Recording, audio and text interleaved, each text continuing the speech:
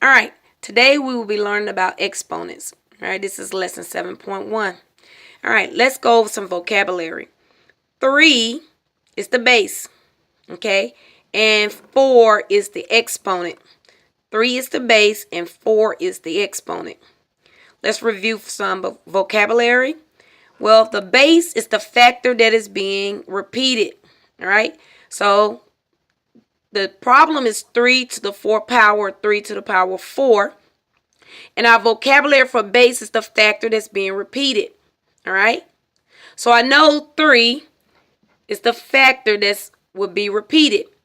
But the exponent tells me how many times to repeat a factor. So I know 3 is the factor, but the exponent tells me how many times to multiply the factor. So since 3 is the factor and the exponent is 4, the exponent tells me to multiply the 3 4 times. All right? And the factor is the number being multiplied.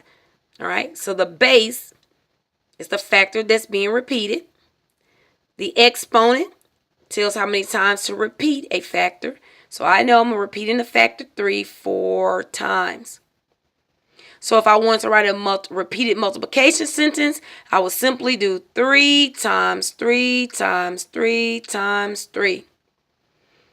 Now, the misconception students make, they assume that this means 3 times 4. It does not. I repeat, this does not mean 3 times 4. 3 times 4 is 12. And I've pre-worked the problem, so we definitely know the answer is not 12. The answer will be 81. And I'll show you how I got that a little later. I'm just trying to deal with the misconception that students mostly miss this because they assume this means 3 times 4. It does not. It means to repeatedly multiply the base 4 times.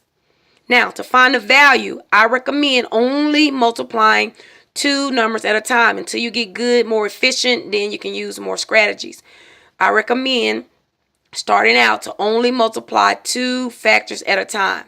So 3 times 3 equals 9. Okay? 3 times 3 equals 9. And I've crossed out the first 2 factors that I multiplied that gave me 9. And I just simply brought everything down in the expression that's left. The multiplication sign, 3, the times, and the 3. Again, I want to only multiply the two factors at a time, starting from my left. All right, don't pick and choose which one you want to do.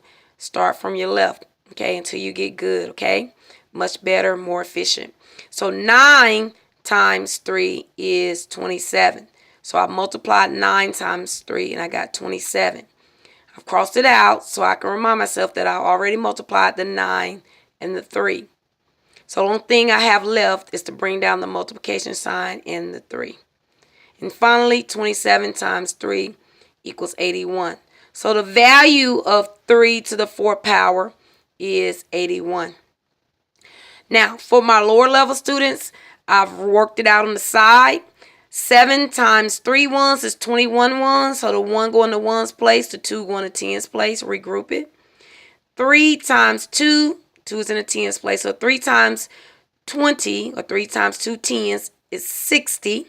And 60 10's plus 2 more 10's, that give me 80. That's for my higher level. I can use place value language.